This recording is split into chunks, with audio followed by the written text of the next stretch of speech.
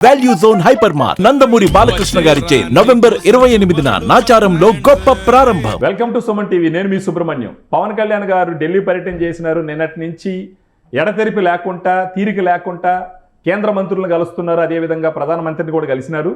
ఈ విజిట్ని ఆంధ్రప్రదేశ్కి మేలు ఎలా జరుగుతుంది, రాజకీయంగా మేలు ఎలా జరుగుతుంది అనే దాని గురించి డిస్కస్ చేయడానికి మనతో పాటు Suman TV chief editor Keshav గారు ఉన్నారు. నమస్కారం సార్. నమస్తే అండి. సార్, పవన్ కళ్యాణ్ గారు ఎడతెరిపి లేకుండా అదే పనిగా మంత్రులు కలుస్తూ ఉన్నాడు. ఈరోజు ప్రైమ్ మినిస్టర్ని కూడా కలవడం జరిగింది. దీనివల్ల మన రాష్ట్రానికి జరిగే మేలేంటి, రాజకీయంగా కూడా ఎలాంటి ఎత్తుగడలు వేస్తుండొచ్చు కొంచెం వివరించండి సార్. అంటే ఒకటి, పవన్ కళ్యాణ్ గారు ఒక ఫిక్స్డ్ ఎజెండాతో వెళ్ళారు. ఒకరు కాదు, మొత్తం 8 మంది కేంద్ర మంత్రులను కలిశారు. అంతా తానై ప్రైమ్ మినిస్టర్గా కలిశారు. అదే సార్. ఇంకా ఢిల్లీలో ఆయన చక్రం తిప్పే పనిలోనే ఉన్నారు. ఎన్డీఏ ఎంపీలు తెలుగు రాష్ట్రాల నుంచి, 2 తెలుగు రాష్ట్రాల నుంచి, ఒక ఆంధ్రప్రదేశ్ కాదు, ఉభయ తెలుగు రాష్ట్రాల నుంచి ఎన్డీఏ ఎంపీలుగా ఉన్నారు. అంటే తెలుగుదేశం, బీజేపీ, జనసేన 3 పార్టీల ఎంపీలకు కూడా ఆయన విందు కార్యక్రమం అరేంజ్ చేశారు. అంటే ఒక ఫుల్ ప్యాక్డ్ షెడ్యూల్తో వెళ్ళారు.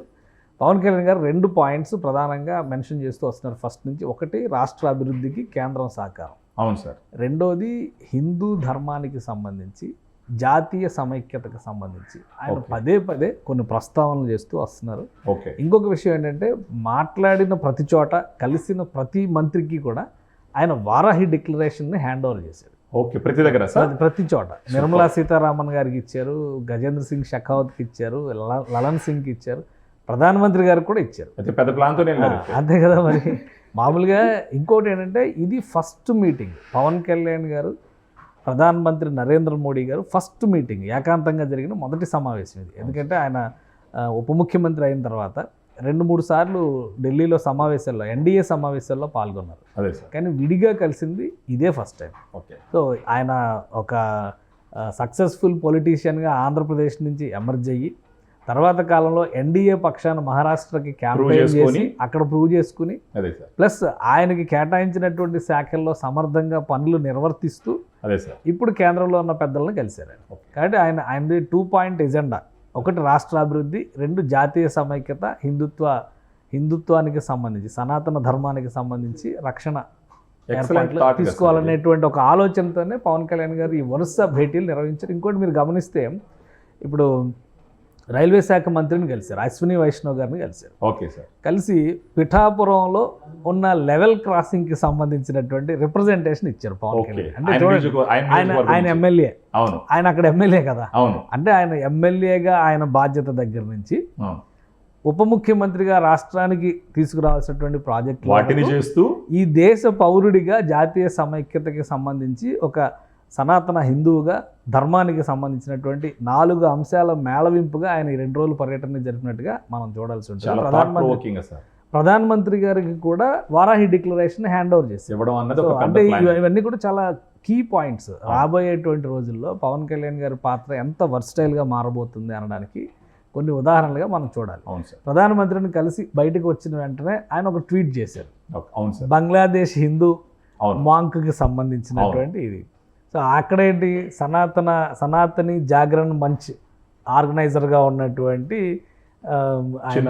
చిన్మయ్ కృష్ణదాస్ గారిని అరెస్ట్ చేయడము, దానికి సంబంధించి UN ఐక్యరాజ్య సమితి ఇన్వాల్వ్మెంట్ని కోరుతూ హిందువులందరూ స్పందించాల్సినటువంటి సమయం ఇది. ప్లస్ బంగ్లాదేశ్ ఆవిర్భావంలో ముక్తి బాహినికి షెల్టర్ ఇచ్చింది ఎవరు? భారతీయులు. కాబట్టి హిందువులనే కాదు, భారతీయులు, భారతదేశానికి సంబంధించి భారతీయ సోల్జర్స్ వాళ్ళ రక్త తర్పణం నుంచి ఆవిర్భవించిన దేశం బంగ్లాదేశ్. సో ఆ త్యాగాన్ని గుర్తుపెట్టుకోవాలి కదా. అది గుర్తు చేశారు ఒకసారి ఆయన ట్వీట్లో. గుర్తు చేసి, ఇంత చేసిన భారతదేశానికి సంబంధించినటువంటి సనాతన ధర్మానికి మీరు చేసే న్యాయం ఏంటి అనేటువంటి ఒక ప్రశ్న లేవనెత్తారు. సో ఇవన్నీ ఏంటంటే, ఆయన ఒక వ్యూహాత్మకంగా అడుగులు వేస్తున్నారు. అదే సార్. తనలో ఉన్నటువంటి భావజాలాన్ని జాతీయ స్థాయిలో అందరి ముందర వ్యక్తపరిచేటువంటి, గ్లోబల్ లెవెల్లో యునైటెడ్ నేషన్స్ దృష్టికి తీసుకెళ్లేటువంటి ప్రయత్నం చేస్తున్నారంటే చాలా కీ స్టెప్స్ అన్నమాట. ఇది చాలా కీలకమైనటువంటి పర్యటన. ఒక రకంగా చెప్పాలంటే, rise of Pawan Kalyan from Andhra Pradesh to national level జాతీయ స్థాయిలో పవన్ కళ్యాణ్ ముద్ర ఏ విధంగా ఉండబోతుంది భవిష్యత్తులో ఉండదు. చాలా మంది దీన్ని వెక్కిరించవచ్చు, గేలి చేయొచ్చు. పవన్ కళ్యాణ్ గారికి పర్లేదా, హిందూ అంటాడు, బొట్లు పెట్టుకుంటాడు, అప్పుడేమో లెఫ్ట్ పార్టీస్ని కలిశారు, బీఎస్పీని కలిశారు, ఇప్పుడేమో కొత్త వాదం చెప్తున్నారు. ఇవన్నీ అంటే అప్పుడు కలిసినా కానీ పవన్ కళ్యాణ్ గారు ఎప్పుడు కూడా హిందుత్వాన్ని వ్యతిరేకించలేదు కదా, చెప్పలేదు. సనాతన ధర్మానికి వ్యతిరేకంగా ఏం మాట్లాడలేదు, అలానే జాతీయ సమైక్యతకు వ్యతిరేకంగా ఏం మాట్లాడలేదు. సో ఇవన్నీ దృష్టిలో పెట్టుకొని చూస్తే ఏంటంటే అన్నిటినీ ఆయన స్టడీ చేసినాక ఒక consolidated complete man of politics అనమాట. ఆంధ్రప్రదేశ్ నుంచి ఎమర్జ్ అవుతున్నటువంటి ఒక జాతీయ నాయకుడిగా ఇప్పుడు మనం పవన్ కళ్యాణ్ చూడాలి. ఆయన ఇచ్చినటువంటి ప్రపోజల్స్ పైన ఖచ్చితంగా సెంట్రల్ గవర్నమెంట్ రియాక్ట్ అవ్వడానికి అవకాశాలు పుష్కలంగా ఉన్నాయి. కేంద్రంలో ఉన్నటువంటి మంత్రులందరికీ కూడా ఆయన 2 రిప్రజెంటేషన్స్ ఇచ్చారు. ఒకటి ఆ శాఖలకు సంబంధించి, ఇప్పుడు ఆయన పంచాయతీరాజ్ శాఖ చూసిన పంచాయతీరాజ్ శాఖ మంత్రిని కలిసినప్పుడు పంచాయతీరాజ్ శాఖకు సంబంధించినటువంటి నిధులు బదలాయింపులు కేటాయింపుల మీద ఇచ్చారు. ఇరిగేషన్ మినిస్టర్ కలిసిన జల్ జీవన్ మిషన్కి మీరు టెన్యూరిటీ పెంచండి, మాకు ఫండ్స్ పెంచండి అని చెప్పి అక్కడ ఒక రిప్రజెంటేషన్ ఇచ్చారు. రైల్వే మినిస్టర్ కలిసినప్పుడు తన పిఠాపురం నియోజకవర్గం గురించి ఇచ్చారు, మెట్రో రైల్ ప్రాజెక్ట్స్ గురించి అడిగారు, అక్కడ మాట్లాడాల్సినవి అక్కడ మాట్లాడారు. టూరిజం ప్రాజెక్ట్స్కి సంబంధించి 7 ప్రాజెక్టులు శాంక్షన్ చేస్తామని చెప్పి సెంట్రల్ గవర్నమెంట్ అంటుంది. ఆల్రెడీ ఈరోజు స్టేట్ టూరిజం మినిస్టర్ కందుల దుర్గేష్ ఒక ప్రకటన కూడా చేశారు. చాలా క్లియర్గా ఆయన చేసినటువంటి ప్రకటన ప్రకారం చూస్తే కూడా 7 ప్రాజెక్టులకు సంబంధించి అంటే సెంట్రల్ గవర్నమెంట్ స్పాన్సర్డ్ ప్రోగ్రామ్స్ కింద ఆల్మోస్ట్ 74% ఆర్ 76% నిధుల్ని రిలీజ్ చేసింది. సెంట్రల్ గవర్నమెంట్ కన్సెంట్ లెటర్ ఇచ్చేసింది.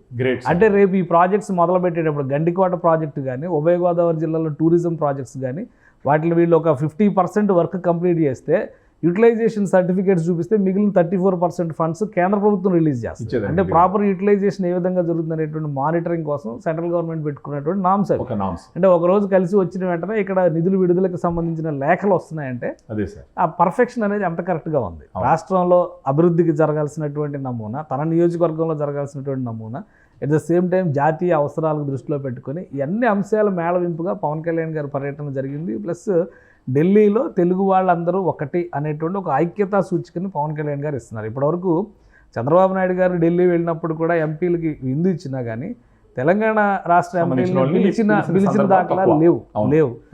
అలానే ఏమన్నా సెండ్ ఆఫ్ పార్టీలు ఉంటే ఆ రాష్ట్రానికి సంబంధించిన వాళ్ళు, ఈ రాష్ట్రానికి సంబంధించినటువంటి వాళ్ళు అటెండ్ అయ్యారు. కానీ ఒక 2 రాష్ట్రాలకు సంబంధించి ఎన్డీఏ పక్ష నేతల మీటింగ్ ఇది చాలా కీలకమైనటువంటి పాయింట్. ఎందుకంటే రేపు రాబోయేటువంటి రోజుల్లో తెలంగాణలో బీజేపీ మాత్రమే కాదు ఎన్డీఏ పనిచేస్తుంది అనేటువంటి సంకేతం పవన్ కళ్యాణ్ ఇవ్వబోతున్నారు ఢిల్లీ నుంచి.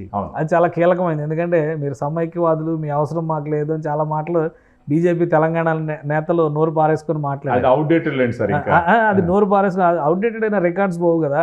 అలానే జిహెచ్ఎంసీ ఎలక్షన్స్లో బీజేపీ అసలు 20 అన్నా గెలుస్తుందా అనుకునే చోట 40 గెలవడానికి కారణం జనసేన పార్టీ అభ్యర్థులు ఉపసంహరించుకున్నటువంటి నామినేషన్. ఆ తర్వాత కనీసం వాళ్ళ క్రెడిట్ ఇవ్వాలి. ఆ తర్వాత సవరించుకుని బండి సంజయ్ గారు మళ్ళీ ఏదో చెప్పే ప్రయత్నం చేశారు. సో ఇప్పుడు అలాంటి కేర్లెస్నెస్ అనేది కుదరదు అనే సంకేతం చాలా స్పష్టంగా పవన్ కళ్యాణ్ గారు ఇస్తున్నారు. కాబట్టి 3 పార్టీల కూటమి తెలంగాణ పైన ఫోకస్ పెడుతుంది. దానికి సంబంధించినటువంటి మార్గదర్శనం బహుశా ప్రైమ్ మినిస్టర్ దగ్గర నుంచి వచ్చి ఉండొచ్చు. సాయంత్రానికి ఆయన ఈ మీటింగ్ని అరేంజ్ చేసుకోవడానికి కూడా కారణం అదే అయి ఉండొచ్చు. ప్లస్ ఈయన ఇచ్చిన ఎజెండాని కేంద్రం కూడా జాతీయ ఎజెండాలో భాగం చేస్తూ బహుశా సనాతన ధర్మ రక్షణ బోర్డు సంబంధించి కానీ, అలానే విదేశీ వ్యవహారాల శాఖ ద్వారా బంగ్లాదేశ్లో జరుగుతున్నటువంటి అంశాలపైన చర్చలు కానీ జరగడానికి కూడా ఆస్కారం పుష్కలంగా కనిపిస్తుంది. So thank you very much sir. So చూసినారు కదా, పవన్ కళ్యాణ్ గారి విజిట్ ఢిల్లీకి కేవలం ఆంధ్రప్రదేశ్ ప్రజల మేలు కోసమే కాకుండా మన తెలంగాణ ప్రజల మేలు కోసం కూడా ఉపయోగపడుతుందని చెప్పేసి కేశవ్ గారు చెప్తున్నారు. అదేవిధంగా రాజకీయంగా రాబోయే రోజుల్లో తెలంగాణలో కూడా ఎన్డీఏ ప్రభుత్వం ఏ విధంగా ముందరికి వెళ్తుంది, ఏ విధంగా ప్రజలకు మేలు చేయాలని చెప్పేసి ఆలోచనలు చేస్తున్నారని సంకేతం ఇవ్వడం జరిగింది. వీటన్నిటితో పాటు మనది హిందూ దేశం అయినప్పటికీ హిందువుల ఐక్యత వర్ధిల్లాలి, హిందువుల మీద ప్రపంచం మొత్తం మీద జరుగుతున్నటువంటి అట్రాసిటీస్ కంట్రోల్ కావాలి అని వెలుగెత్తి గట్టిగా ఆయన చెప్తున్నటువంటి విధానం మనం చూస్తున్నాము. So thank you very much. Suman టీవీలో మీ పర్సనల్ అండ్ బిజినెస్ ప్రమోషన్స్ కోసం కింది నెంబర్కి కాంటాక్ట్ చేయండి.